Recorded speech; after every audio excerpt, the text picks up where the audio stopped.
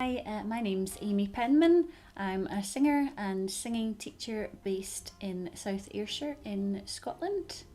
I've been teaching for about 10 years and performing, I worked out for about nearly 20, which is quite scary.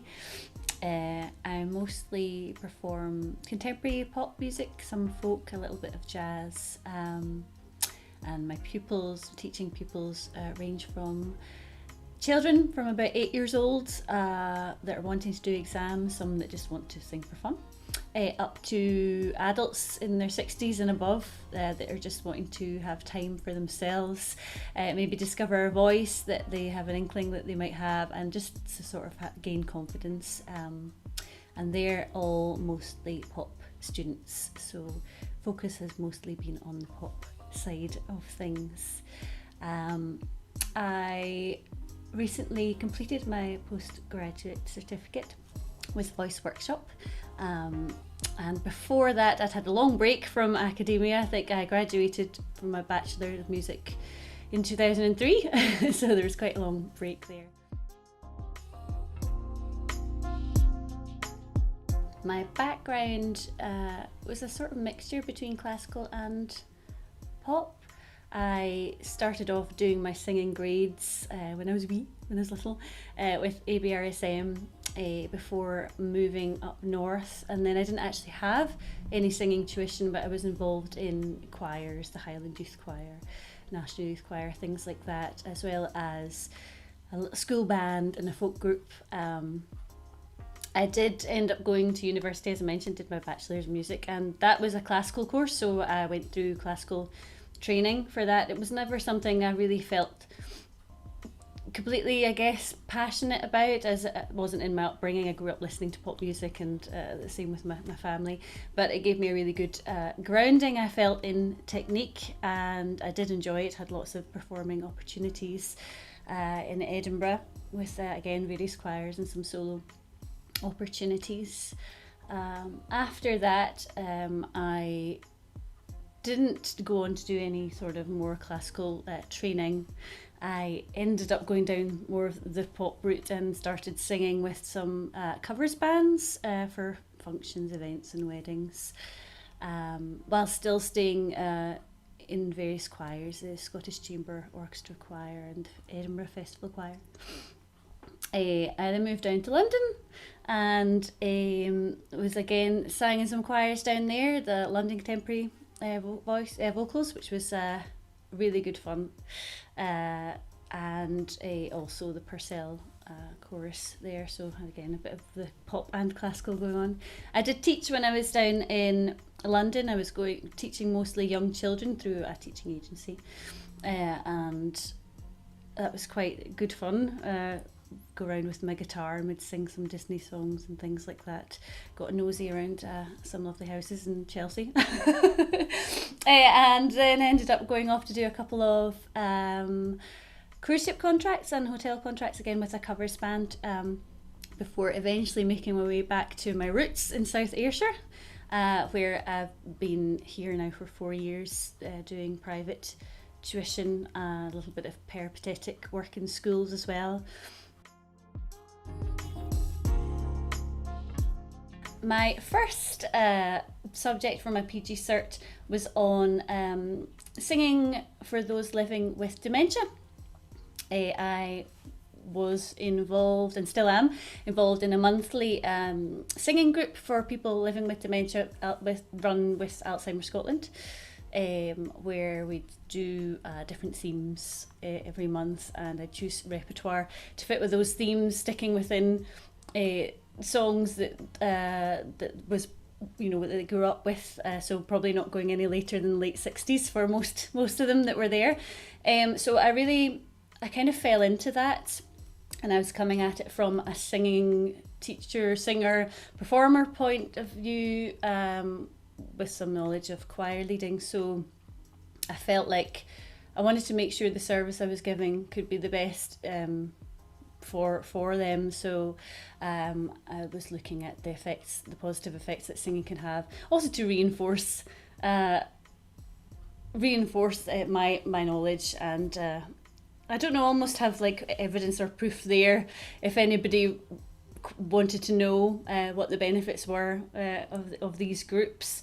So ended up looking at, it was quite an overview, so just on the effects of their well-being, the social aspect when you're getting together and singing, the sort of feel-good hormones and chemicals that get released when you're singing as part of a group and singing in general, and also the memory retrieval involved in recalling these songs that they've known, you know, all their lives, so sort of accessing their long-term memory. So it was really interesting. I actually ended up going off on a wee side journey and doing a free massive online open course, I think they're called MOOCs, with the University of Tasmania, whilst I was doing that first research project, which was on Understanding Dementia, so that I could tie that in with, so I was learning from that and applying it to my research. So it was really, really interesting.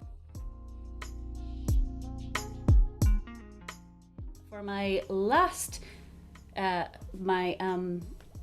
independent study, I decided to focus on the effects of the menopause and the voice. So it's quite completely changed direction. It's very me. I was like, right, well, what is it that I'm doing in real life? So I have an amateur choir, a very small choir. We only started last year as an offshoot of another bigger choir in Ayrshire, and all of the members are women in their 60s. So obviously a lot of them have gone through the menopause. So I felt, again, it was about improving my service to them and making sure I was doing a good job by expanding my knowledge on the subject. That I didn't know anything about the effects of the menopause and the voice, and also it's going to happen to me one day too. So I looked into that, and it was really, really interesting. I had no idea. There's various points that came out with that helped me. Well, there was kind of considerations for when I was taking the choir, the repertoire I chose, the key that it was in, tailoring specific warm-up exercises. So knowing where they were going to maybe have difficulties, and around the sort of first and second passaggio, and the fact that their voices were lowering. This is with women that haven't gone through HRT. I found out that in general their voices, the fundamental frequency of their voices had lowered, and some people experienced breathiness, a feeling of strain as well. So it was good to know that when I was obviously taking the choir. And also because of COVID, we had to move rehearsals online, and we did a couple of recording projects. I got them to send out parts, and they recorded it.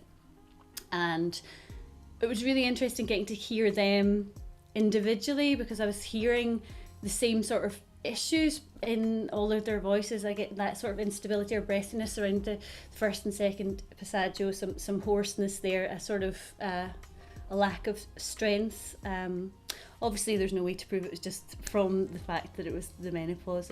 There could be lots of other issues there. As I say, it was an amateur choir, but I really feel that the research has kind of helped me understand what they could have been going through, that could have been the causes and things to consider, as I say, about lowering maybe some of their repertoire and things like that. So I think it's really, really important to sort of apply your research to what you're actually doing in real life, so that it's making a difference. After all, it's a kind of practical application.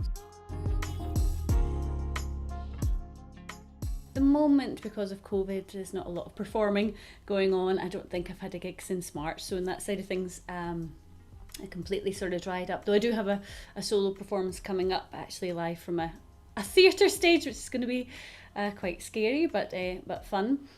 So mostly I'm doing still teaching. I was very lucky that most of my students came with me on this crazy online journey since March. So I'm doing one-to-one singing lessons every week. I also hold my choir sessions every week as well, and I do the Alzheimer's Scotland group that I mentioned, the Music and More. That has now returned, and we're doing weekly sessions now for about an hour, where I'm having to choose a different theme every week and choosing different songs, so it's keeping me on my toes. So I'm doing that on a Thursday morning every week, which is really nice. There's about 6 or 7 couples that join us online for that, and it's just lovely. Before that, was doing some Facebook sing-alongs when that kind of stopped. The Alzheimer's Scotland groups had stopped, and so I thought it might be nice just to do it on my own, go live on Facebook, choose themes, and have people tune in. And it was actually nice just to keep myself performing as well and keeping my brain engaged. So as well as that, I am still involved in sort of groups for myself, such as there's a vocal trio called Juniper 3. We finally got a name. It took us a while. We're an a cappella trio and sing sort of jazzy, swingy arrangements of songs. The other two members have been singing for a long time. I'm a kind of a new addition. For over a year now I've been with them. So we've managed to do an online recording, and we've managed to meet up once to have a wee rehearsal, so we have some new songs to work on, and potentially we'll do a little Christmas gig somehow, perhaps, if maybe we could do an online thing. I'm not sure.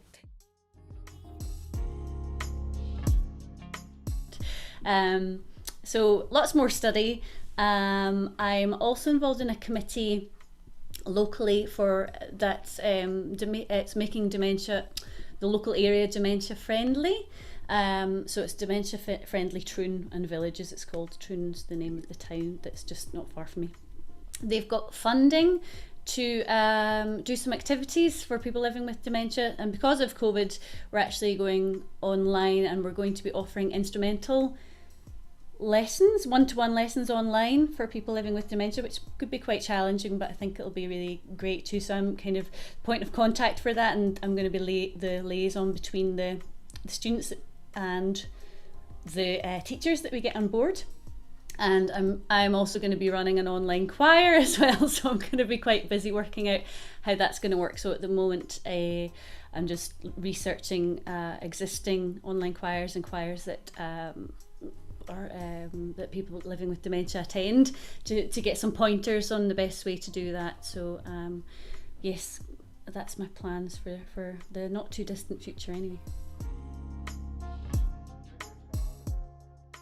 I would say for anyone considering undertaking the MA in voice pedagogy, to go for it. I was quite reluctant to start with. Just I was a little bit scared about the academic side of things after not having done any sort of academia for so long. But you get lots of support. If you have a wee wobble, after chatting to Debbie, she makes you feel like anything's possible and gives you that boost in confidence. So I'd say definitely go for it. And don't be afraid to, if you know, or don't worry if you don't know exactly what you want to focus on. It's great, you get all this information, access to all this amazing information when you first start, and that kind of gets all your thinking going, and you'll find something that sort of applies to what it is that you're doing in real life. So I would definitely say go for it.